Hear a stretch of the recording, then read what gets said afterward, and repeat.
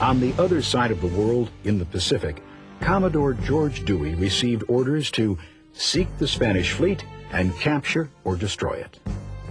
The Philippines had been oppressed by the Spanish crown for more than 400 years, provoking many revolutions. When the U.S. declared war on Spain, Filipino rebel Emilio Aguinaldo saw a way for the Philippines to achieve independence. On May 1st, Dewey surprised the Spanish fleet in Manila Bay and sank all 10 Spanish ships. During the next 3 months, some 11,000 U.S. troops joined with the Filipino rebels to defeat the Spanish. Aguinaldo declared Philippine independence on June 12th.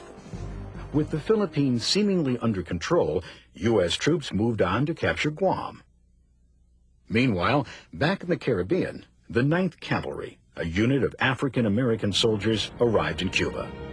They found the Army quartermasters totally unprepared for the thousands of troops pouring in. Equipment was disorganized. They were issued woolen uniforms in the tropical heat. Both black and white soldiers were forced to live in unsanitary conditions with poor rations. Diseases such as yellow fever broke out, and thousands were hospitalized. Of the 5,400 deaths in the Cuban campaign, only 379 were the result of combat. Teddy Roosevelt quit his desk job as Secretary of the Navy and became second in command of a volunteer regiment called the Rough Riders.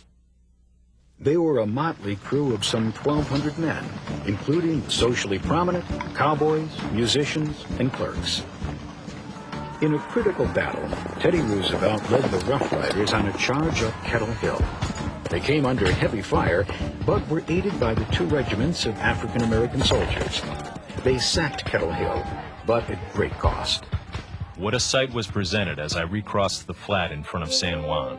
The dead and wounded soldier. It was indescribable. In short order, the U.S. captured San Juan Hill and seized the Spanish fort, while destroying Cuban ships in the Straits of Havana.